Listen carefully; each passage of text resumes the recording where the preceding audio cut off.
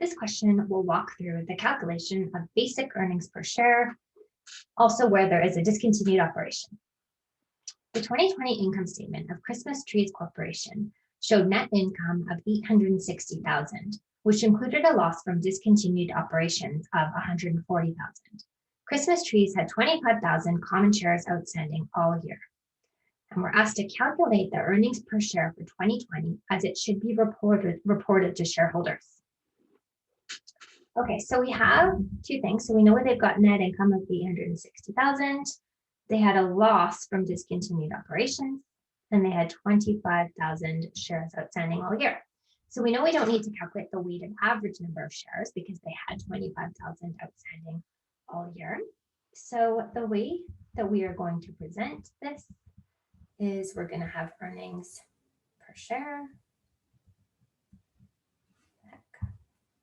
Earnings per share, and we're going to have income from continuing operations.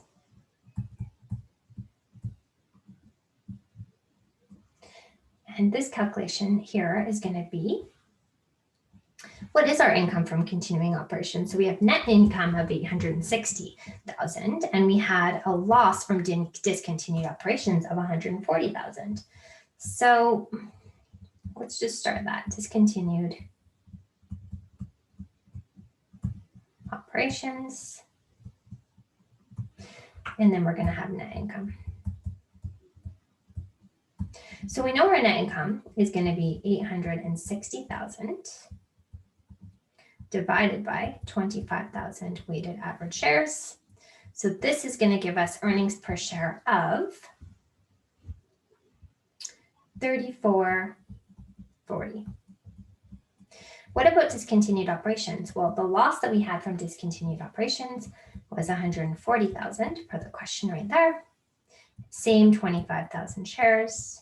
So our earnings per share for discontinued operations is going to be $5.60, and we need to be really careful to include it in brackets because it's a loss of $5.60. So the company Christmas Trees Limited actually lost $5.60 per share from discontinued operations.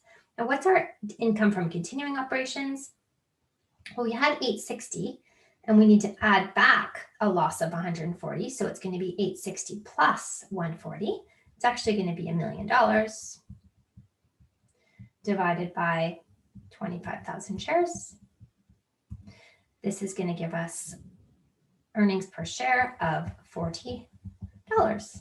And that's what that section would look like. We would show the earnings per share as a label. We'd have income from continuing operations or earnings per share for continuing operations, discontinued operations, and net income.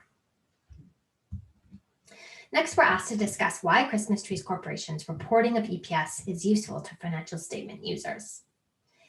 Well, common shareholders need to know how much of a company's available income can be attributed to the shares that they own.